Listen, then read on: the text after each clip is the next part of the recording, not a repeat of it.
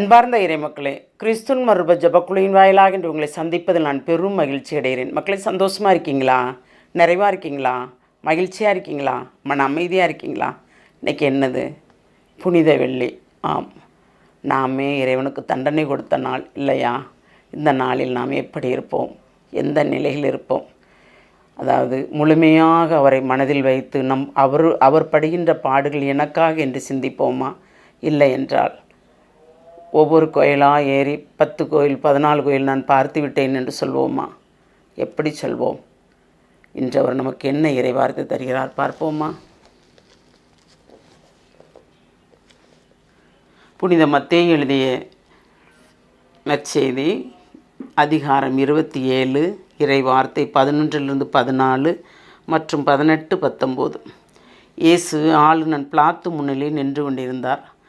ஆளுநன் அவரை நோக்கி, நீ யூதரின் அரசனா என்று கேட்டான். அதற்கு இயேசு, அவ்வாறு நீர் சொல்லுகிறீர் என்று கூறினார். மேலும் தலைமை குருக்களும் மூப்பர்களும் அவர் மீது குற்றம் சுமத்திய போது அவர் மறுமொழி எதுவும் கூறவில்லை. பின்பு பிலாத்து அவரிடம், உனக்கு எதிராக எத்தனையோ சான்றுகள் கூறுகிறார்களே, உனக்கு கேட்கவில்லையா என்றான்.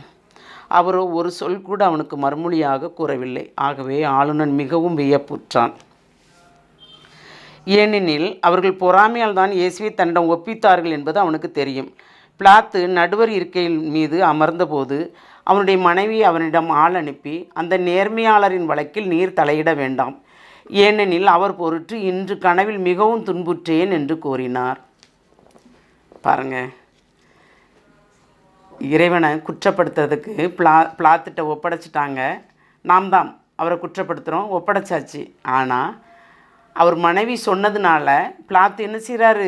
கை கழுவுறாரு, எனக்கு இதுக்கும் சம்மந்தமே இல்லைன்னு.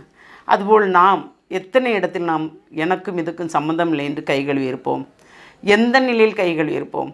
நாம் இறைவனை எந்த நிலையில் காட்டி கொடுத்துருப்போம்? நமக்கு தானே மக்களை தெரியும் இல்லையா? கட்டுண்டு நம் முன்னால் நிற்கிறார். நம் பாவ செயலுக்காக 2 கைகளும் கட்டப்பட்டு செந்நிறை ஆடையால் போர்த்தப்பட்டு நிற்கிறார். நாம் எந்த நிலையில் நிற்கிறோம்? நம் பாவத்தின் மொத்தத்தையும் அவர் சுமந்து கொண்டு நிற்கிறார். ஆனாலும் நாம் பாவம் எதுவுமே செய்யாதது போல் இருக்கிறோம் இல்லையா? நம் தலை நிமிர்ந்து நிற்கிறது, நமக்கு தலை குனியவில்லை என்றால் என்னிடம் ஒன்றுமே இல்லை, பாவமே இல்லை என்று சொல்கிறோம். ஆம், ஏனென்றால் நாம் பாவம் செய்யாதவர்கள் அல்லவா? நாம் புனிதர்கள் அல்லவா? அதனால் தான் நாம் ஒன்றுமே செய்யவில்லை என்று சொல்கிறோம். நமக்காக ஒரு பட்ட துன்பங்கள், துயரங்கள், வேதனைகள், பாடுகள், நோவுகள், நொடிகள், இறுதியில் சிலுவை சாவை கூட ஏற்றாரே இல்லையா? அதை நாம் நினைத்து பார்த்தோமா? எப்பொழுதும் போல் நாம் திருவிழா கிறிஸ்தவர்களாக இருக்கிறோம். உணர்ந்து செயல்பட்டால் எல்லாருக்கும் இல்லை மக்களே, அவரோடு இணைந்திருப்பவர்களுக்கு எந்த இதுவும் இல்லை. நாம் அவரோடு இணைந்திருப்போம், நன்மையாக இருப்போம். உணராதவர்களுக்கு, திருவிழா கிறிஸ்தவர்கள் இருப்பவர்களுக்கு அவர் கொடுக்கின்ற வார்த்தை, என்று தான் நீ மனம் மாறுவாய், என்று நீ எனக்கு ஆறுதல் வா என்று கேட்கிறார். நாம் என்று அவருக்கு ஆறுதல் கொடுப்போம். அவரோடு இணைந்திருப்பவர்களுக்கு அல்ல இந்த வார்த்தை. அவரோடு இணைந்திருப்பவர்கள் எப்பொழுதும் அவர்களுக்கு வார்த்தை ஆறுதல் கொடுக்கிறார்கள் இல்லையா? என்ன செய்ய வேண்டும் ஆண்டவரே என்று கேட்கிறார்கள். அவரும் அதற்கு மறுமொழி கொடுக்கிறார். நாம் எந்த நிலையில் இருக்கிறோம்? ஆறுதல் கொடுப்பவர்களாக இருக்கிறோமா? அவரை மறுதளிப்பவர்களாக இருக்கிறோமா? சிந்திப்போமா? எல்லாம் வல்ல இறைவா, என் தேவைக்காக நான் உண்மை எத்தனை இடத்துலையும் மறுதளித்திருக்கிறோம். ஆமாம் ஆண்டவரே, எங்கள் சுயத்திற்காக உம்மை விட்டு கொடுத்திருக்கிறோம் ஆண்டவரே. நாங்கள் குற்றமே புரியவில்லை என்று வழக்காடி இருக்கிறோம் ஆண்டவரே. ஆனால் எல்லாற்றையும் உம்மேல் சுமத்தி விட்டோம். நாங்கள் ஏதுமறியாத உம்மீது சுமத்தி விட்டு நாங்கள் ஆமாண்டவரே தலை நிமிர்ந்து நிற்கிறோம். ஏனென்றால் நாங்கள் எந்த பாவமும் செய்யவில்லை. செய்ததெல்லாம் நீர்தானே. எங்களுக்காக நீர் உலகில் மனிதனாக பிறந்தது தவறு. ஆமாண்டவரே, எங்களுக்காக அனைத்து குற்றங்களும் குறைகளையும் நீர் ஏற்றுக்கொண்டது தவறு.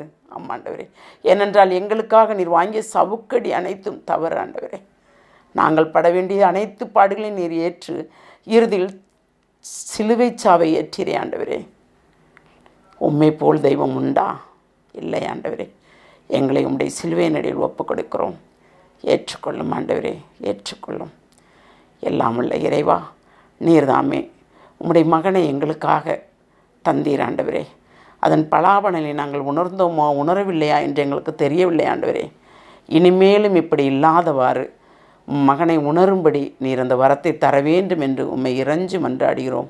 எங்கள் ஜெபம் கேட்கும் நல்ல பிதாவே. ஆமேன். ஆமேன். ஆமேன்.